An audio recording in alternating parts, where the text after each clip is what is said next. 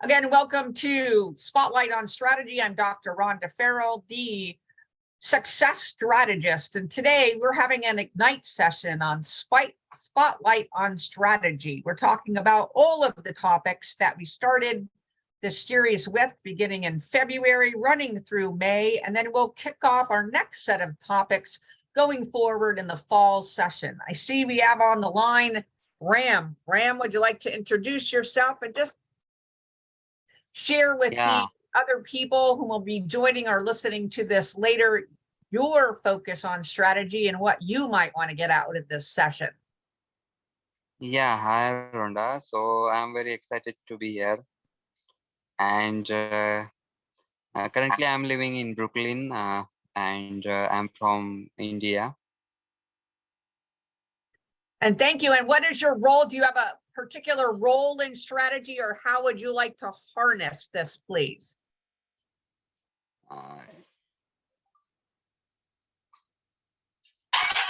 Sorry? Yes. Do you have a particular role? Like, is your role a strategy role, or are you trying to incorporate the topic matter into your business or the organization you're serving into, Ram? Yeah, means I have many ideas, but I don't know how to implement all this time. So still I'm learning and exploring this kind of things. So I'm very excited to learn from you. Thank you, Ram. Thank you so much. So yes, hopefully you'll find gold nuggets, things that are actionable and ways for you to get results. So today we'll just go through a little bit about the topics we've covered to date. Again, the live Ignite sessions during the summer season is so we can have a dialogue and a Q&A and not really stick to a particular topic area, but explore more about the things that are most important to our strategy community. So Ram, I'll list a couple things and you let me know if that's of high interest for you to talk about. So early on in the session, our first 5 things, we talked more about how strategy can be a tool for driving clarity and alignment. We then looked at how strategy can be used to enhance the performance, not only of our organizations, but for ourselves and our teams. We then talked a little bit about idea management and how a focus on the strategic framework and the funnel of ideas and innovation really helps us create value add or enhances our value proposition both internally and externally. We then talked about a little bit about what's the core artifacts or elements of strategy that we could use from a scaffolding standpoint. And then we went over some of the strategic tools that people are using out in the ecosystem, et cetera. Is there a certain place you'd like to start at with what's most important to you today, Ram?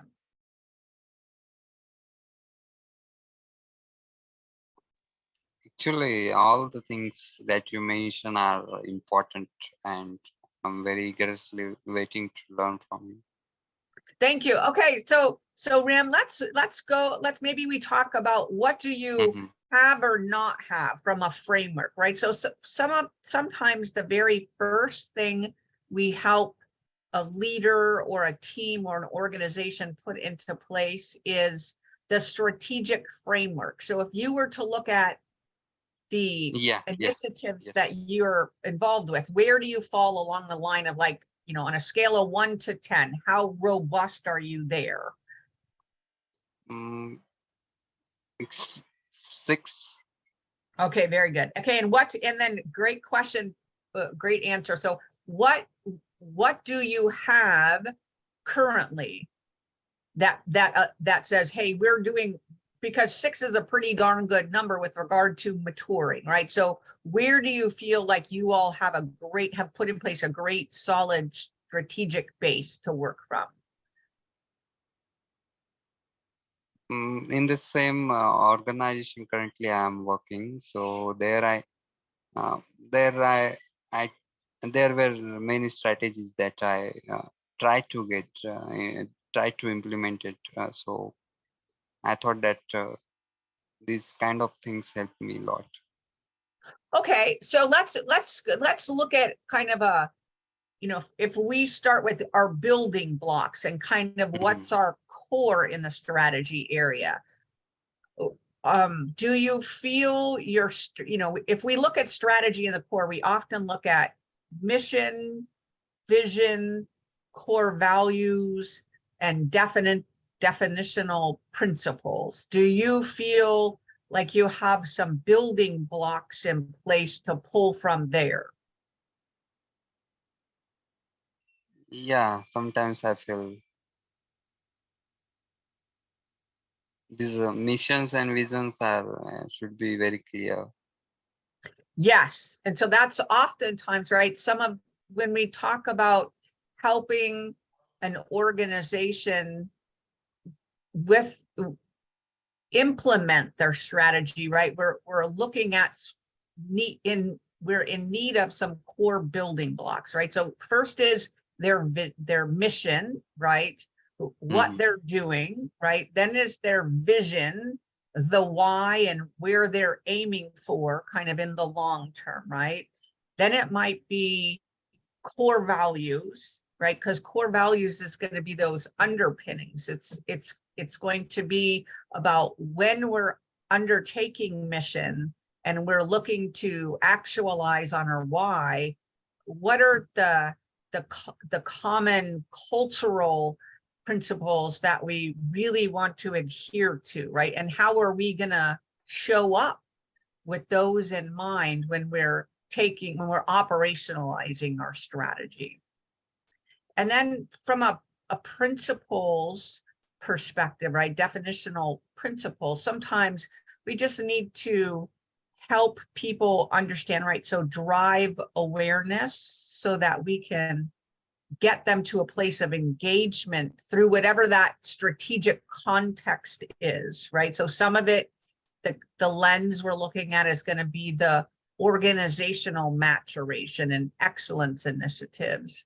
For other parts of the organizations, it's going to be more focused on helping them operationalize and achieve performance in the functional area, right? So not organization as a whole, but drilling down to that particular functional area and understanding how we can apply excellence, how can we apply strategic principles, how can we apply innovation and idea management to that functional area, right? And then sometimes then we go down to the next layer, which is how do we help the team and the individual SMEs and leaders operationalize through their lens and perspective. So first is kind of the overarching framework. Next is how are we distilling that in culture? Next is how are we tactically implementing that at our functional and team levels, right? And then what are we learning, right? What's the challenges and the pain points and the issues and risks that are arising so that we can then bubble that back up from a learning perspective all the way back up to the top of that framework again. So where is your focus at, Ram, right now, if you could share that with me?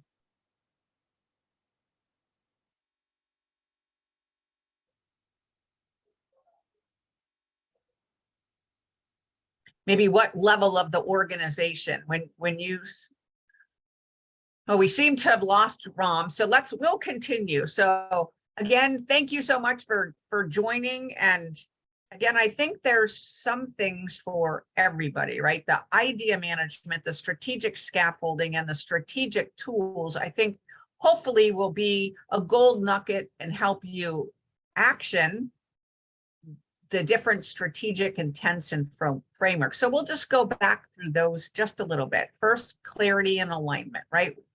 What we really are trying to do is put forth a North Star so that we can help enable people to get on the same page and be able to put some rocket boosters in place to downstream heighten the performance. So when we're looking at strategic clarity and we're looking at strategic alignment, we want to ensure that A, we understand the organizational why, we understand middle management's why, we understand team leadership's why, and we understand the SME's why.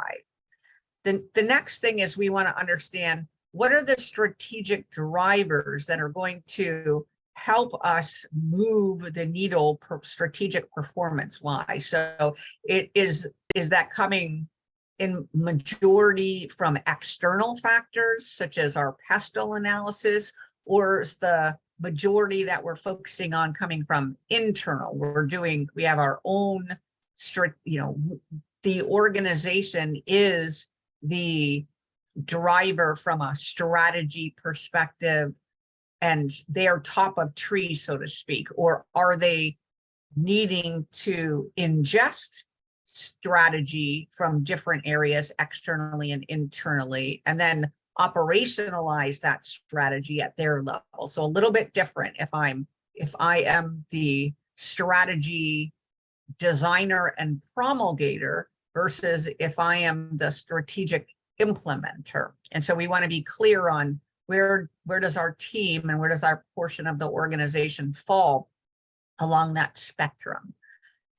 Oftentimes, too, a word of caution here is that sometimes we become myopic, right? And that pestle analysis teaches that there's many external factors that we could and probably should be taking into account as we look to create that strategic framework and operationalize it. And so one success best practice point is, how can we put on the voice of the customer hat, really, right? So how can we, when we're thinking about our strategic framework, put in place guardrails that enable us to wear the voice of the customer hat, from the client, maybe the third order customer that may be involved, our stakeholders, our partners, or other or international or domestic portions of our organization that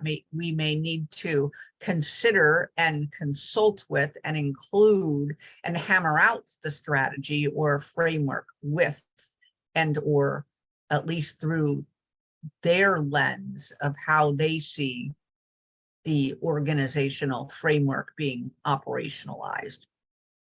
Then, and some of the best practices, again, is having consulting or convening sessions, if you will, to understand as you move through the next level of strategic thinking, right?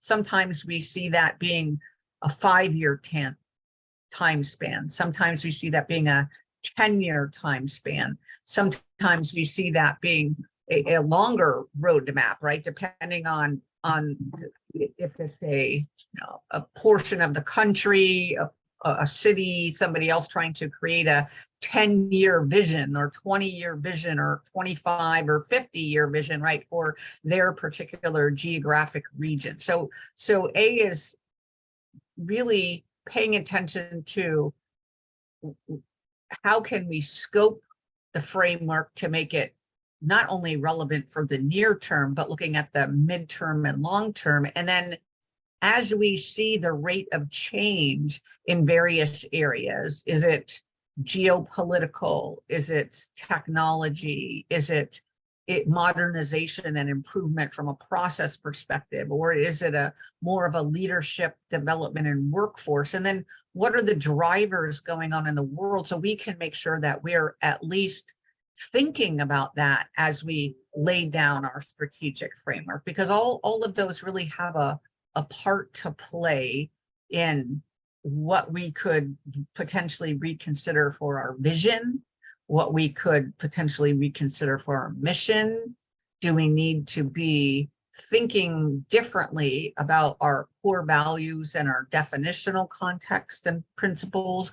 Or have we learned more? Is there more tools, more intelligence, more information, different ways of collecting and analyzing and packaging things so that more that we can drive the value proposition from that planning and visualization effort.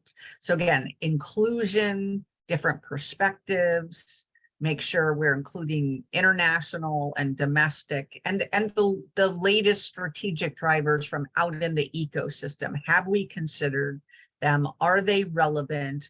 And if so, do we have a gap? And next, how do we include them? And then again, what's our time span? We're really trying to put this into place for. So again, clarity and alignment. Then next, we focused really on performance, right? If we look at this, this is the three legs of a stool for optimization, for excellence, right? If we don't have clarity on the where we're going and why, we can't get to a place of cohesion and synchronization and orchestration, which is what alignment is about. And then we definitely will have a one-legged wobbly stool when we try to perform, because we haven't put the building blocks in place for us to be able to exponentially scale. So again, clarity first, alignment second. And I'm not saying these are easy, but I'm also saying don't not take these on because you feel they might be difficult or hard. The biggest area from an awareness standpoint is the broader the diversity, the broader the inclusion, the more foundational work we're going to need to put in place a facilitated session that includes methods and tools to be able to harness that continuum of perspectives to lessen conflict and create more cohesion and collaboration. And so it's really the art and science of being able to balance the competing needs for driving collection and analysis across that spectrum with how do we put in place practices to make sure everyone has a voice, everyone is respected, they can see themselves somehow in the intermediary visualizations that we're creating, and then ultimately in the outcomes. Because when we listen and when we heed and when we embed something that's important to those stakeholders, and they can see that, they can see we put in a big rock or a middle-sized rock or a pebble that contains their idea, what they raised, their perspective.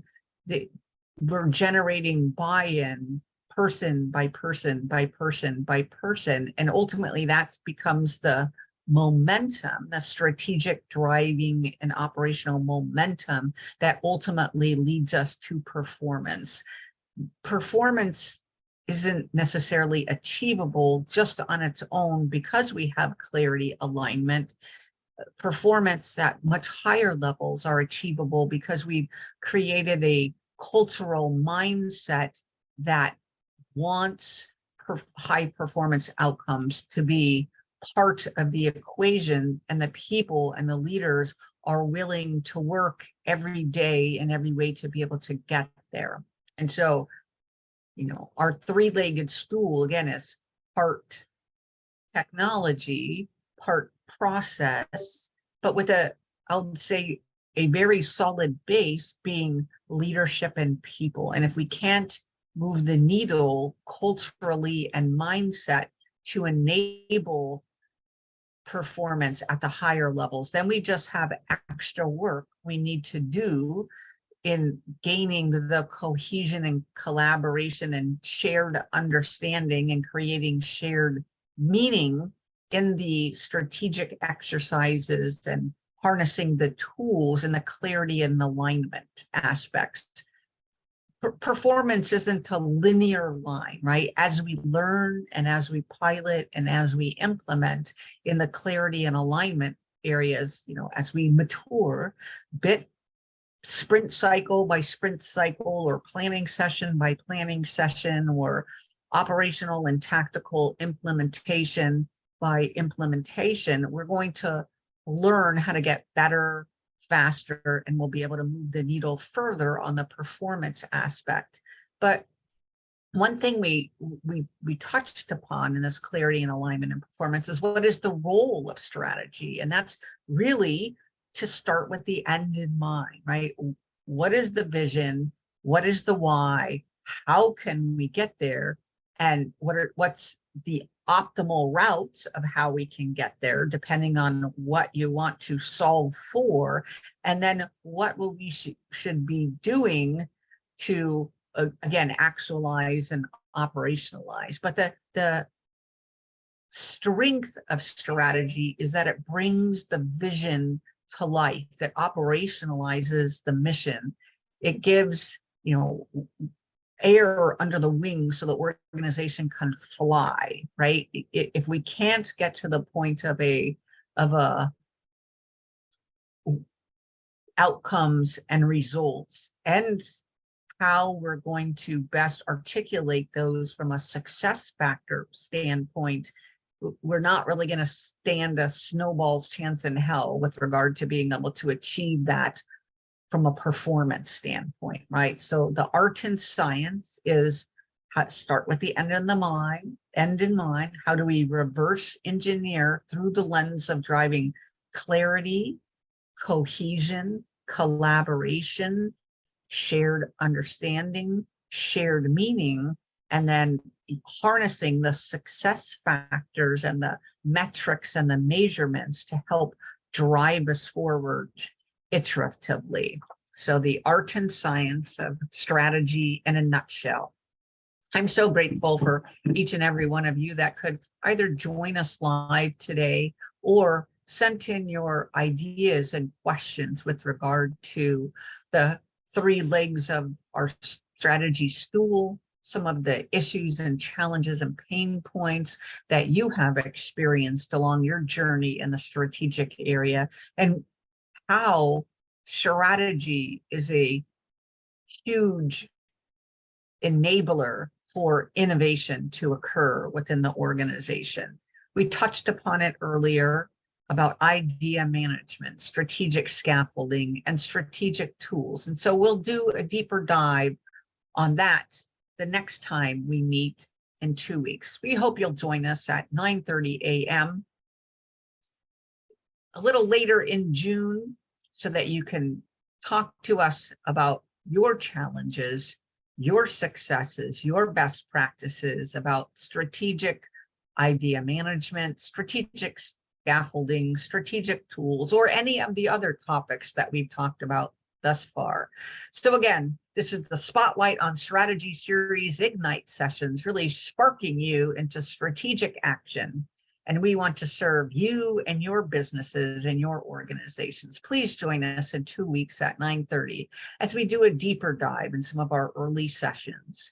Our regular strategic episodes will continue starting on 9/1 at 9:30 a.m. Again, we welcome you back in 2 weeks, and we wish you a phenomenal Friday and a great weekend.